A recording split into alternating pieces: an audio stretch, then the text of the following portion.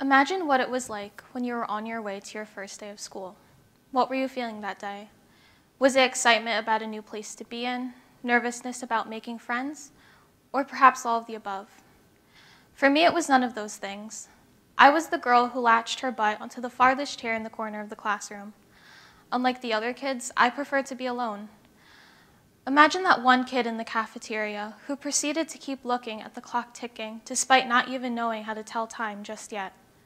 I was that kid.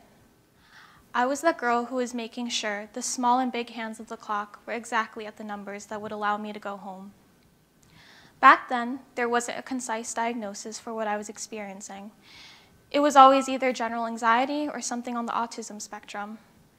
At the age of 5, I had already been bounced around to numerous child psychologists and psychiatrists. All of them had similar answers. Put her on antidepressants, get a special aid for her in the classroom, send her to a special needs school. But I swore I was fine. My grades were stellar and I was a chatterbox at home. So what happened when my foot stepped out of the confines of my home? Everyone was asking the same question.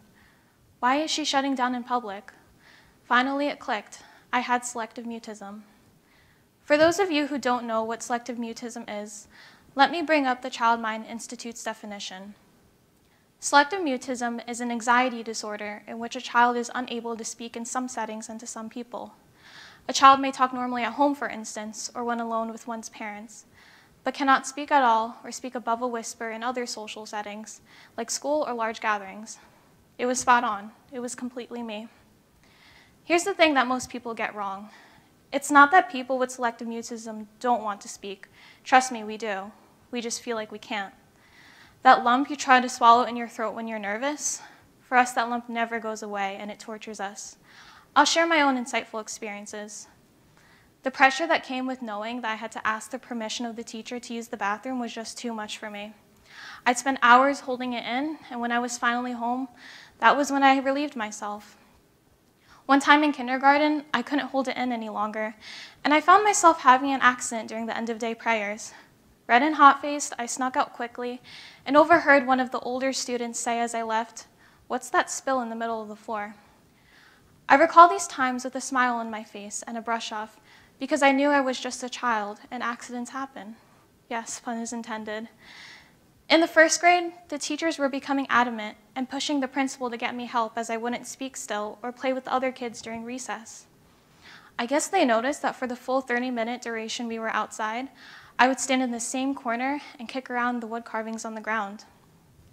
My classmates, who were only 7 years old at the time, became the new recruits to get me to say a few words. My teachers incentivized them by constructing a large ice cream cone out of construction paper and told them, "Everyone, we all like ice cream, right? We all like Netanya here too. Let's have a year-long competition to have an ice cream party and fill up this ice cream cone. But to do that, someone needs to be able to encourage her to say a few words without whispering." Needless to say, they didn't get their ice cream party. That phase of my life has passed, but remnants of who I was before linger on. For me, it's still an ongoing process more than a decade later. Regardless of the amount of change and growth I've gone through, as seen by working at VPVA, being president and co-founder of a medical organization on campus, and more that may be seen as an improvement, the rising heat and straying lump in my throat persists even today like an old friend. That's the funny thing about the past. When people saw me, they never 100% knew who I was. As much as you think you know me and my experiences, you begin to find out a chapter of my story that you haven't read before. Throughout overcoming selective mutism, I was aided by my parents, grandparents, close friends, and peers who took more time to love me because they believed I deserved it. As much as I felt alone and scared, these people graciously received my whispers as a response. I was never alone. I just believed I was. We can always ask ourselves why we had to go through these experiences. We can ponder on what could have been and complain about the length of time it'll take to get better. But in my case, I stopped asking why and rather started pursuing the hows. To do this, we need to be able to find our own voices. And if that takes more time than others, that's okay.